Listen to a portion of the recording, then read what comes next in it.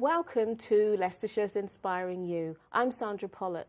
Now, for those of you who have watched our programmes before, you'll know that at Inspiring You, we bring to you some inspiring stories. We introduce you to some inspirational people, and we get to hear about their journeys, you know, where they've travelled in their life and how they have, I guess, surmounted some of the difficulties that they have encountered. Today, I have another wonderful guest, a friend of mine.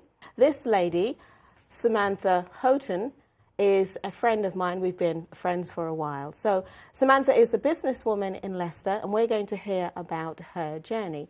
Samantha, welcome to Inspiring You. Hello, thank you, Sandra. It's great to have you here. Thank you so much for coming along. No, it's my pleasure. Okay, so I mentioned that you are a businesswoman, successful here in Leicester, but your life hasn't always been that way. No, that's right. I'd say going back to my childhood, it started early teens. I was a very shy girl. Yeah. And I had very low self-esteem. We had some things going on at home, and I was just, quite an unconfident person, didn't really believe in myself. And through that, when I had to change and go to the high school, I was separated from a lot of my friends, because I've always been much more of a small group of person, or one-to-one rather than large groups. Yeah. And I found this really difficult to deal with at that age. And then that led on to me actually missing a lot of school, truanting from school. Okay, that's interesting, because my daughter, when she got to that same age, she did have a little bit of blip because of that separation, you know, from people that you sort of started nursery school with, or, you know, reception class with, and then they make that change. So that was instrumental for you, do you think? Yeah, absolutely. And we also we'd moved from a city school into a village, which was very, very different way of life, different people. And that in itself was quite hard to deal with, and I suppose going through puberty at the same time. But me, the personality that I found it, I'm quite a sensitive person, and I found it harder to deal with than probably some other people would have done. So what were some of the outcomes of this change on you, emotionally or mentally? Or well, I had some bullying at school as well for being, I was quite quieter. And in my mind, it was never actually said to me, but in my mind that equated to being boring, to being, lots of not very nice things. But I did get bullied physically and emotionally. But also what happened was, as I was taking time out from school, my parents didn't know about this, and the school didn't really seem to do much about it. I used to spend hours in libraries. And I was desperately trying to find out what was wrong with me. I felt there was something wrong with me as a person, which when I look back now is quite sad. But as time went on, I actually became very introverted, and I stopped going out in my spare time as well. And eventually I'd missed so much school that the education system, they had to step in. And I had to go and see, initially I went to see my GP, and my GP diagnosed that I had depression. And they put me on some antidepressants. At this point I was 15. But nothing, that was it really, nothing had changed. It was quite young to be on antidepressants. Yes, I think so. Yeah, looking back again, at that age, you don't really understand these things. And to be honest, I would have done anything just to have started to feel better. And what did your parents think about this? I think they didn't really know how to help me. So I think they were just grateful for any help that we received at the time. So you mentioned you were diagnosed with depression. Was there anything else that you were suffering from at the time? No, not at the time, no. And then I still, even through taking the medication, it helped a little bit, but not hugely. And I still wouldn't go to school. I didn't, but it wasn't just out of being awkward or anything. It was of how I was feeling within. Yes. Feeling really low and very, very unconfident. How did you feel about this diagnosis? Was it something you felt ashamed of or afraid to tell people about? Yeah, I felt hugely ashamed of it. Yeah, very much. And it got to the point where, as time went on and I was still missing school, Yes. I had to go and see a specialist. Yes. And I got admitted to an adolescent psychiatric unit. So the week before my 16th birthday. I was going to go in as a day patient, but after a few days they said, oh, we want Samantha to be here all the time. That must have been very hard. To be honest though, I was relieved. Really? At that time, yeah. I really was in a bad place. Yeah. I didn't know what to do with myself. I didn't understand what was going on, and I felt really frightened as a young person. And I was there for 18 months. Wow. That's nearly 2 years. Nearly Yeah, 2 years. yeah.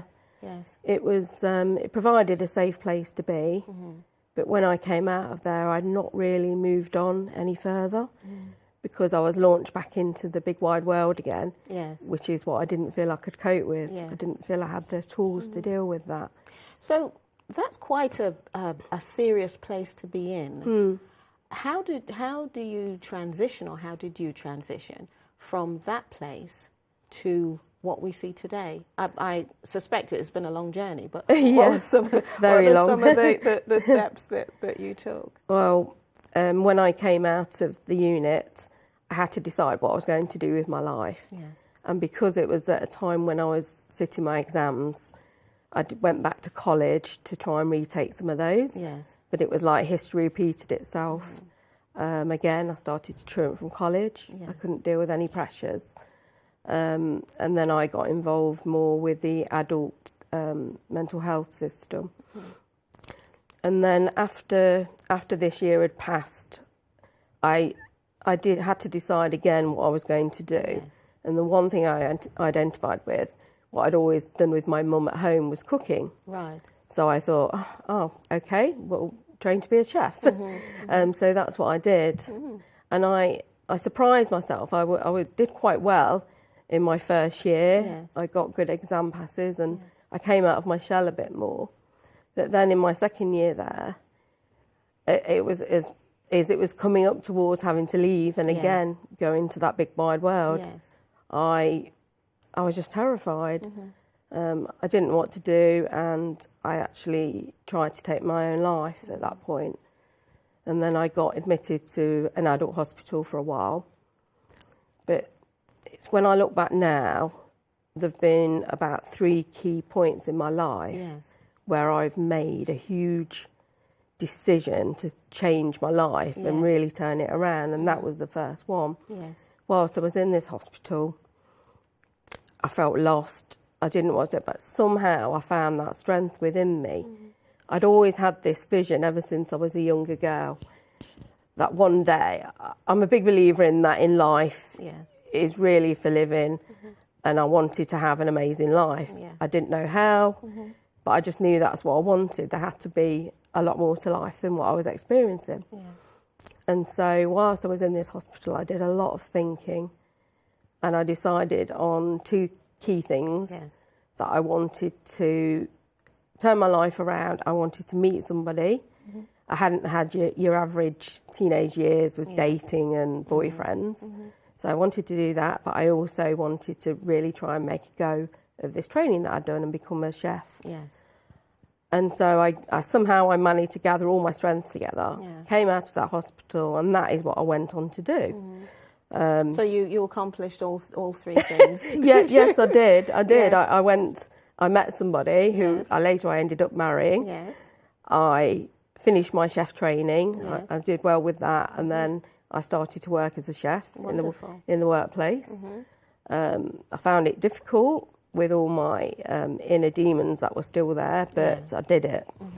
But I also, another thing that I wanted to overcome, and I got some help with doing this, was during this time I used food as a big comfort all throughout my teens.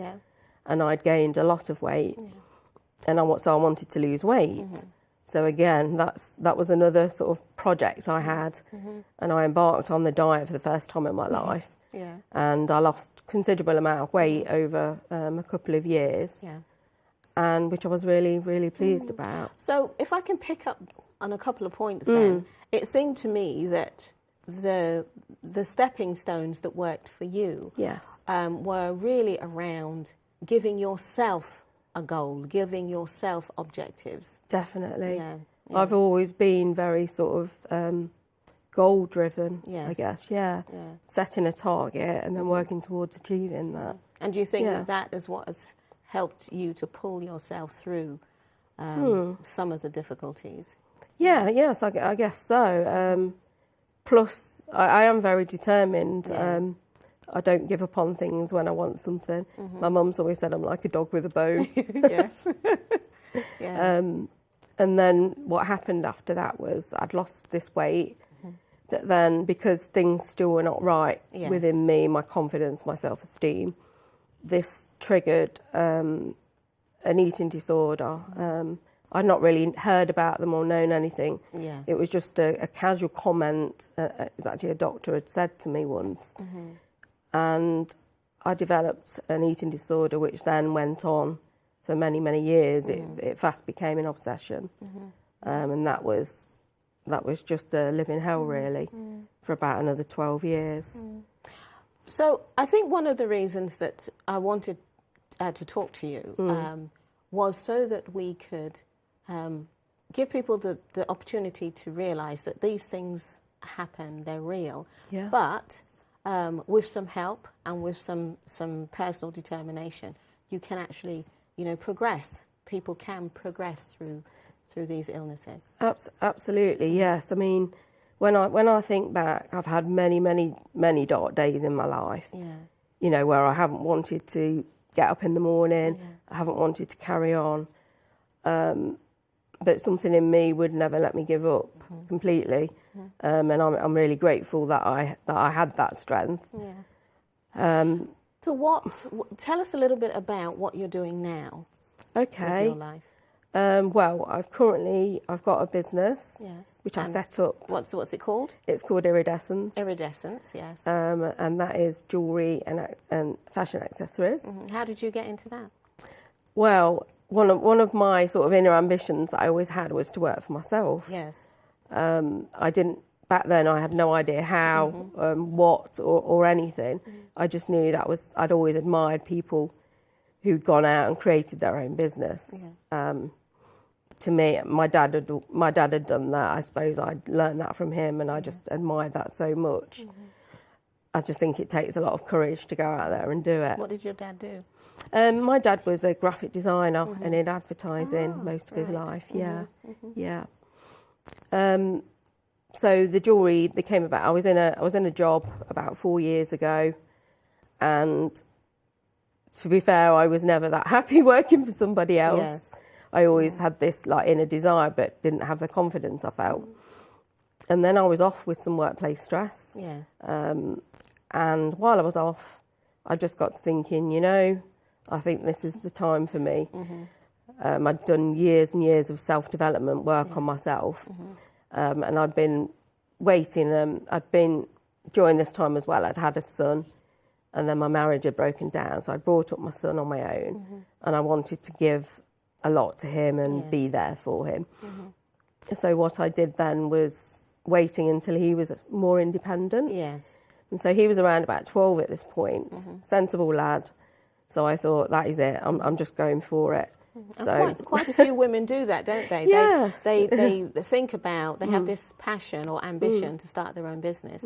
And usually it's around trying to find the support or to be there to support your children. Yeah, definitely. I think women are doing this more and more now.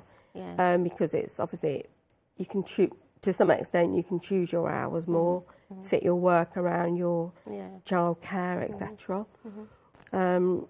And so I decided I quit my job before I even knew what I was going to do.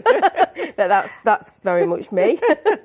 I like that challenge in at the deep end. But then I'd always had a passion for fashion, but looking for accessories that stood out to me.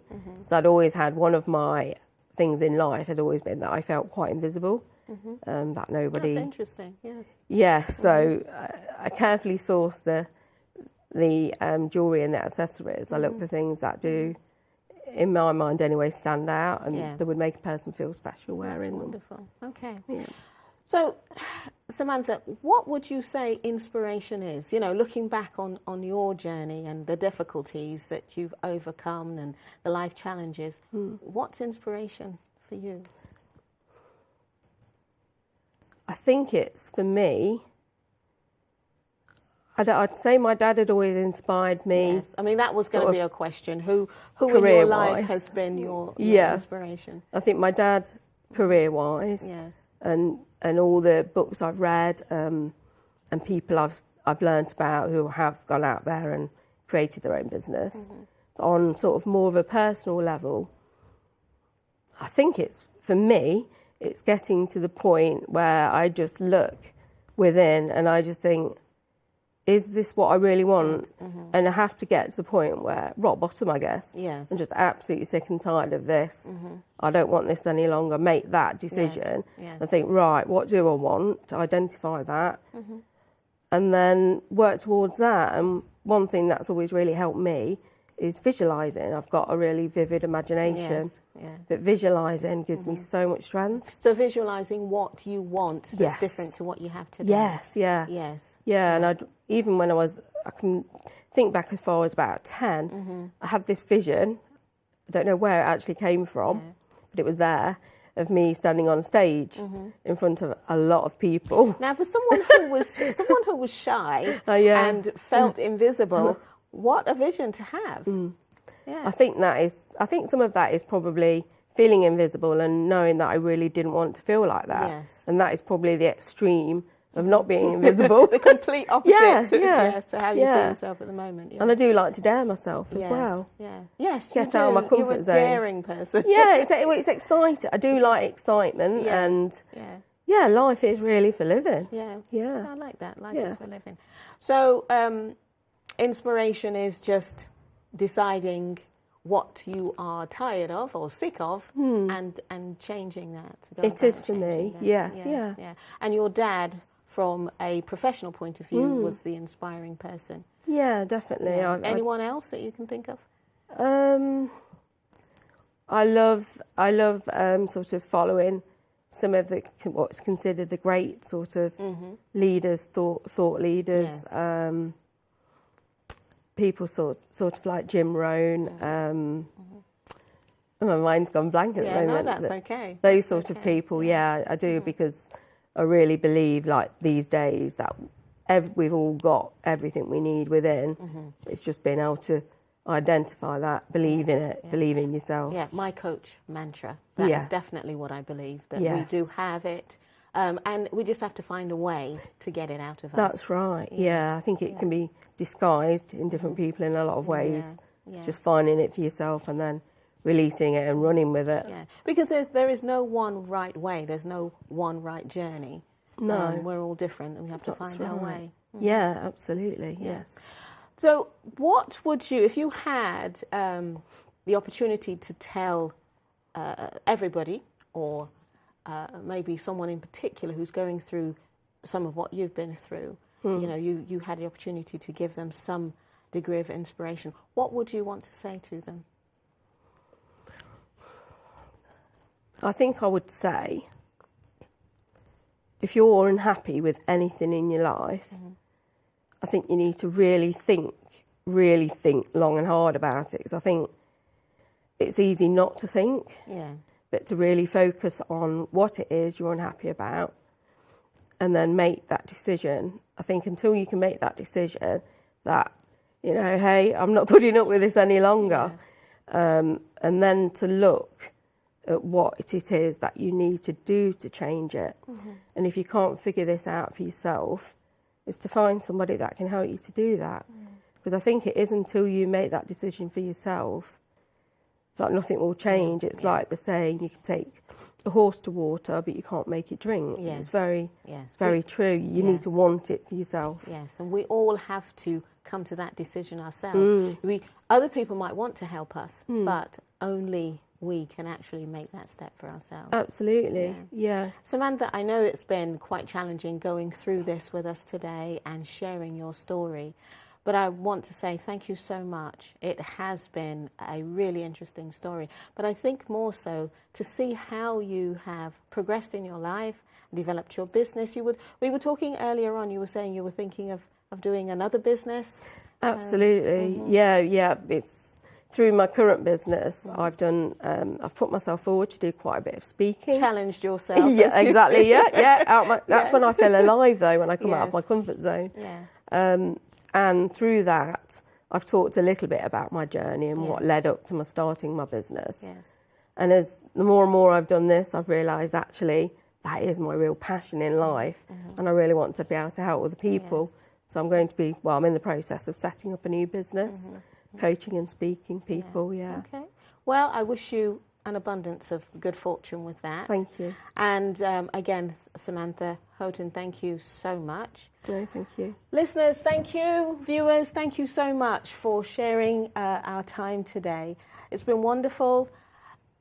You are whatever it is you want to be already. It's just finding your way, like Samantha did, finding your way to becoming the wonderful person that you are.